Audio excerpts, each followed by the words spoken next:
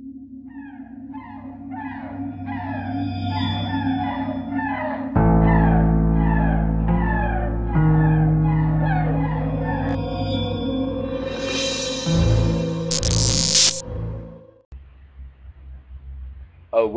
back to the Imaginary Gallery. It is TJ, your host, and tonight is another viewer's request from a private message whose author's identity will not be revealed.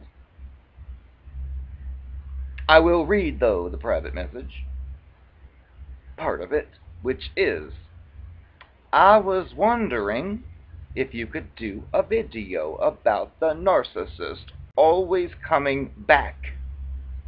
I've had this happen a few times, and every time I usually cave in and answer a reply. Of course, afterwards I want to bash my head against the wall because I knew what would happen. I'm trying to pump myself up as full of as much information as I can to learn to help myself in the future. And the message also states that there aren't a lot of videos on this subject, and the ones that are there jump off the subject and go on to other things. So the main question or part he or she is wanting to understand is, why did they come back? Well, this is a very good question and a very common occurrence. And there are many different reasons for this. I'm assuming this is after you've been discarded by the narcissist, yet it comes back. That's my guess. Well, there's a reason. One of them is that you are probably a real person, and you were taken in by this person, this creature, at one point, and felt really connected to him or her. And you probably felt emotions and feelings that you hadn't with others, and you long for that feeling again, just like an addiction to a drug that you used to take but no longer was available, and then you wanted that feeling again and you can't have it.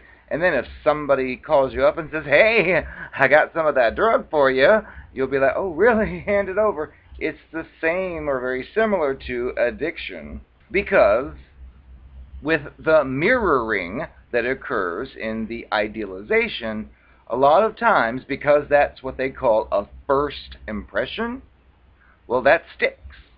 So you've had that first impression, and even if later things went sour, it's easy to blame yourself for all that, but your mind keeps remembering that first high, that first experience that you realize you really finally found somebody who you can connect with on a good, great level.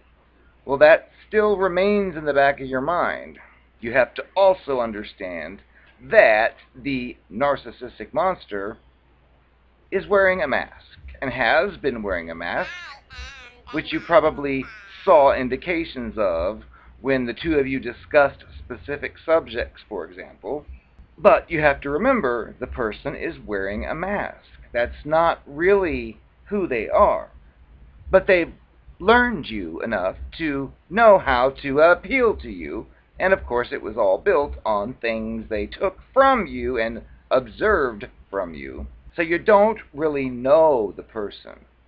You think you do, and they do their best to maintain that image that you think you know. And basically, if the person keeps coming back to you, there is actually a term for this, which I'm sure you've probably heard, and that term is the hoover, like the vacuum cleaner. And since these people don't really have a true identity, they're always on the lookout for supply. And that goes for even if they're with you every single week, telling you how devoted they are when you're actually dating. Well, when you're not watching, they are looking out for additional sources of supply, which I've learned the hard way. You can't expect them to be on a down-to-earth level like you might be, such as if you said, hey, I happened to notice you were looking at that person for a long time. Did you like something about him or her? And you'll hear some retarded response like, who? I wasn't looking at that person. I was looking at the rock next to the person. What's wrong with you, paranoid? That's the way they work. But the point here is, if you are still getting those contacts after, let's say, it discarded you, and weeks and a month or two passed, and all of a sudden you found a message in your inbox, or you got a text saying, hi, I miss you, or whatever words it chooses to say, your mind, your brain remembers that addiction of that good stuff, and you start to think that maybe he or she has seen the light. Oh, how are you? And then the whole thing starts again, because remember, you don't know what this person's doing, and if you ask, you will not get a valid answer. Here's an example. You'll ask, what have you been doing for the last few months? I haven't heard from you. You'll probably hear something like, well, I've been hanging around with my family a lot and going to church, and I haven't done anything in public. I've been with my mother and working on this project and just thinking a lot, and I've been depressed, and oh, I was thinking of you. Things like that, which the truth is, they've been online picking up dates. They've been going on date after date after date, nightly and weekly, and sometimes several dates in a day, but none of this will be revealed to you. And if you ask, are you sure you weren't dating after dating after dating? You'll be told, oh, that's silly, I would never do that. So you can't expect to get a good answer from the narcopath or narcissist. Because remember, you are in a specific compartment. You're now the X, which you're in a compartment anyway, which there are several other compartments that you're not a part of that have all kinds of different storylines that you will never be allowed to know. And if you by chance step over one and catch something from one of them, you'll be told whatever you saw was a misunderstanding. Fake news. You made a mistake. That's just how they operate. The other thing that goes on here is, if you find them coming back every so often, the way to look at it is, you're a screwdriver. You're a really good screwdriver. Anytime this narcissist wants to screw a screw in, you are the one. You've got it. However, once you were discarded because the narcissist saw a really nice hammer that was shiny and red that really drives nails in so well. So guess what was done with you? You, the great screwdriver, were set up on a shelf and put there for safekeeping as the monster ran off with the hammer and was pounding away on nails day and night. However, this narcissistic person who can never have enough supply has several other tools too next to you that you don't know about, and that you never will, but you're one of those tools on that shelf with the others. And let's say with that hammer something goes sour. Well, the narcissist monster knows that that shelf is over there with that perfect screwdriver, so guess what'll happen? Beep! A phone call comes in. I really miss you, or something. So you'll be thinking, oh, he or she has seen the light. Oh, yes, I want to see you. I miss you. And the sick part of this is, more than likely, this narcissistic monster probably underneath all the facade thinks you are stupid. You are retarded and dumb. And in their twisted brain, they think, if he or she is stupid enough to come back to me, then he or she deserves what I'm going to give him. And of course, they'll act nice and friendly, but They hate you. They hate everyone. They've never connected with their own emotions to know who they really are, so all they can do is find sources of supply to give them primitive type desires of being wanted or making love lust or someone to want them or be interested, but they can't take it any deeper into a less than superficial level because they're phony. They're not real people. But if you're still interested and you still react, you're on the list of good supply for times when the hammer doesn't work. Well, there's a screwdriver. I have example. I used to be involved with such a creature who, when I met the creature, I wasn't really even looking for any type of anything real because I'd gotten out of 11 years with the same person who started out as an angel and later turned out to be a devil, and that was kind of shocking to even think that I could have fallen for somebody who could be so different. I was afterwards like, it's going to be a long time before I ever consider anything like that, but I met one of these creatures shortly after who was listening to the stories because I'd say, I'm not getting involved with anybody. You know why? Well, I went through A, B, C, D, E, F, G through Z, and this particular monster had pretended to be like the opposite of anything I said about the X person. So I'd say, this X person lied all the time, and I'd hear, I never lie. And I'd say, this X person cheated and ran off. Oh, I never cheat. And anything like that, you get the drift. The usual sick, retarded behavior.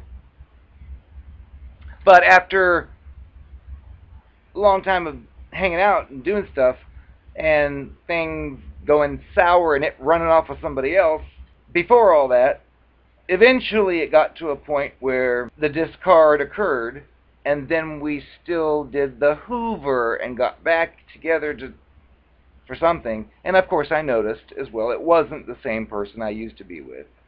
It said something like, during those first few months that we were dating, I was miserable.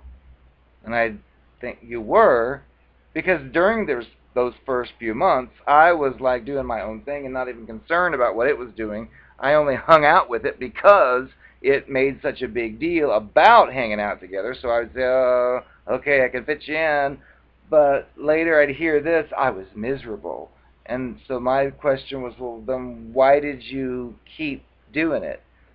And of course it went on for a few years. And same question, like, well, why did you... Same question was like, well, why did you keep coming back if it was so miserable? And I got an answer, which you usually won't get from such a person, but sometimes, in a few moments here and there, you will actually get the truth, which, in this case, the answer was, because why would I turn down a sure thing? I'm the sure thing, because I was physically attracted to this person and enjoyed rolling around in the hay with this person. So it thought, though, it had to maintain its fictitious mask that had worked so far, even though it was totally fraudulent. So I'd still wonder, then why would you keep it? Well, that's why. They want a regular source of supply. And of course, those weren't the exact words, but you can translate them into it, because why would I give up as a sure thing? While, of course, we learned later it was chasing after everybody else and their mother and father. So there's a clue for you, but that's rare. You rarely will hear such admissions. Because, why? Well, because you're that screwdriver. They might need a screwdriver in the future, so they're not going to burn that bridge by telling you, yeah, I was seeing 10 people behind your back and your mother. They won't say that. They will just maintain the level of the fictitious mask they've worn all along, and they know, of course, how to tailor it to you and your desires. They, if you have to know, are like a kid. They're like a child that never actually emotionally developed. So they have basic needs. One of them is to be wanted or needed. So they know that you are a potential source for that.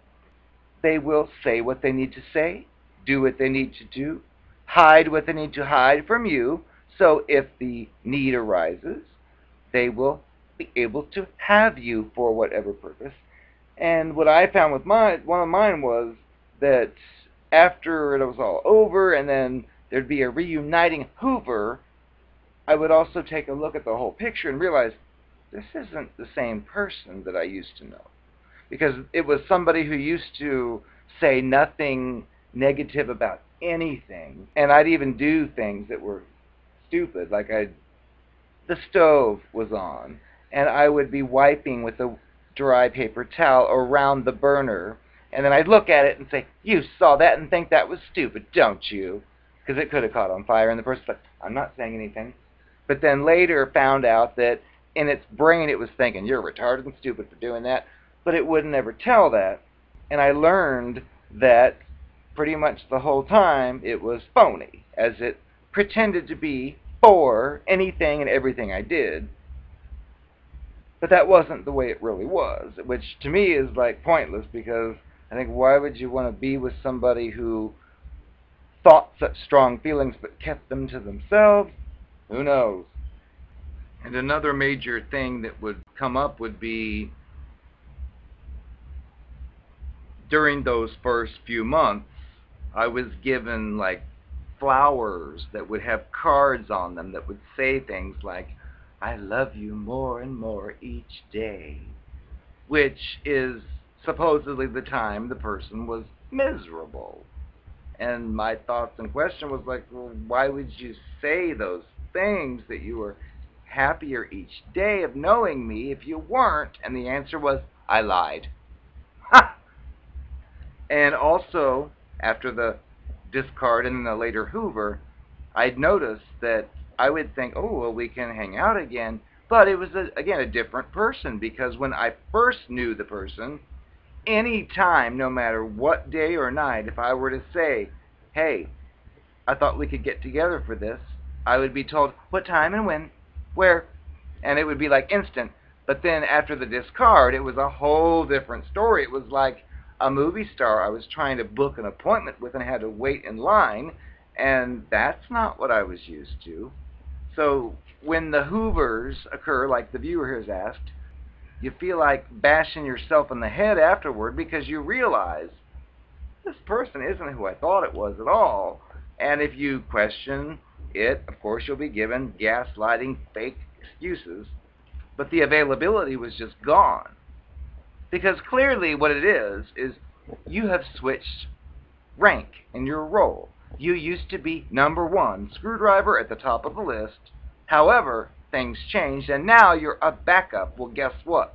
When you were the number one screwdriver, the same person had other tools off to the side that you never heard about that were referenced and used for the times, for example, when you were too busy to see him or her. But of course, you won't be told any of this. And as far as the thing I mentioned earlier about the stove and the whatever, those things were ignored back then, but after the hoover, I found in the very same kitchen very critical statements about things. Not necessarily the burner, but like the dishes. I have a dishwasher, and it doesn't really make it sparkling clean so you can see your face in it. And I would like do dishes, and then when it was done, I'd notice this same person who never said a word negative about anything in the old days would look at something that was in the dishwasher that was clean and pull it out and look at it and say, "Seriously?" Like really critical, because it still had spots on it. And I think, who is this that you are now? They switch roles. It's like you switched ranks. So they hoover you and come back because they need you for something. And they will use whatever words they need to make that happen. And of course, you, being positive thinking, will think, oh, wow, maybe he or she's finally seen the light. Oh, this can work. No. They've got a whole other life that you're not aware of, more than likely. And they need you for something, if not only for the fact that their new hammer found somebody else or dumped them. Well, they want to keep you there, so they usually won't do what mine did. They won't tell you those things because that might make you think, oh, really? Well, you have a nice shiny hammer? Well, you have that hammer. Never mind. Don't call me again. They don't want to hear that. So they will keep you going as long as they can. But eventually, in many cases, it does get to the point where you know too much because you inquire, which is what I did with one. Because I thought, okay, I knew who it used to be, I knew it was over, and I knew we were back together having fun, and then also noticed different things, so I looked around for clues and found out, well, it was chasing after somebody else like it used to chase after me. So it was like, oh my God, I'm being played for a fool. So yes, as long as you're willing to play, as long as you're there for them, they'll probably continue to hoover, to come back. And if they've been gone for 6 months and then they come back, well, there'll be some retarded, phony excuse that they were just thinking and doing soul-searching alone. Lies. And of course, as I've said in other videos, you can't expect to say, I saw a video on YouTube that told me about this thing. When you didn't call me for 6 months, that means you were chasing after someone else. I know. Guess what? Whatever YouTube video you watched was wrong. I was alone, is what you'll hear. So you can't expect to get a real answer from these people. You have to do your own digging and figure out what really happened if you really care. And of course, you'll probably find something. And then, of course, instead of admitting they made a mistake of whatever, they'll be like, how dare you spy on me? I'm done with you now for good. And then they'll toss you the screwdriver off to the side, which is frequently what may happen. So, hopefully I've answered some of these questions, but yes, as long as you're willing and game, they will keep you in mind. But if you look further and figure out more and understand really what they are about, chances are they will no longer come back to that screwdriver and they'll find a different one. And of course, if anyone asks who you are, oh, you're the abusive ex who lied and cheated on, which is a lie. But that's the way it works. Welcome to the world of narcissism.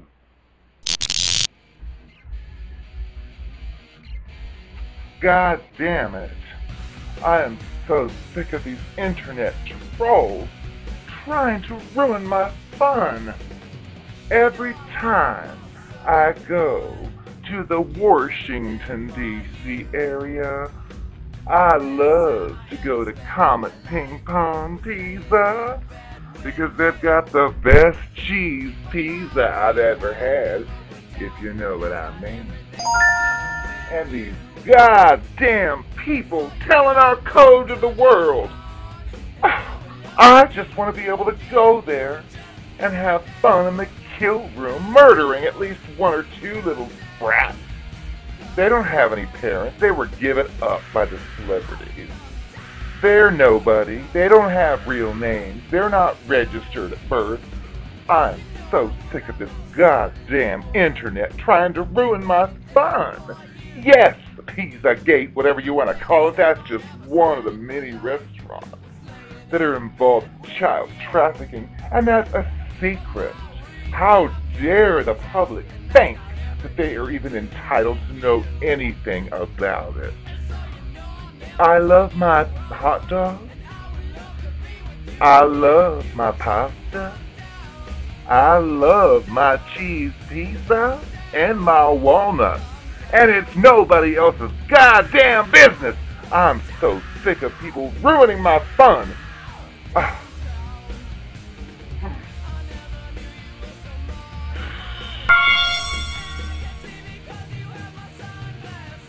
And now I'm getting really pissed. I tried to call Comet's Ping Pong to try to get an appointment in the kill room now 6 times. And guess what? Thanks to these internet fuck faces, I haven't gotten a call back. This is a big problem. Because, in case you didn't know, I've already donated at least 6 of my fetuses to the Queen Elizabeth, and she has eaten every single one of them, and that gives me the entitlement to at least have one night in the kill room, and they won't even return my goddamn calls. I'm getting sick of this. You internet people out there turning us in for our fun, it's none of your business. It has nothing to do with you. Mind your own business. I need my cheese pizza, and you will not stand in my way. Ah! Ah!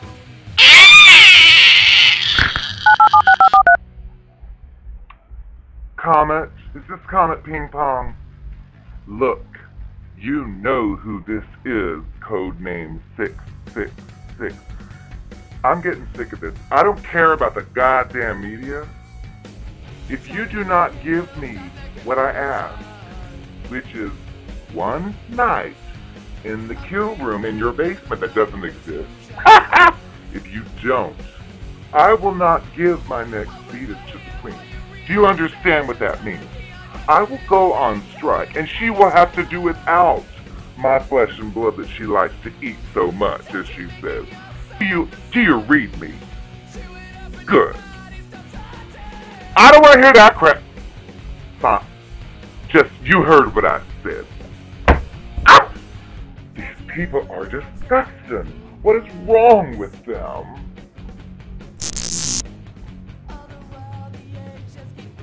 Tamika, is that you?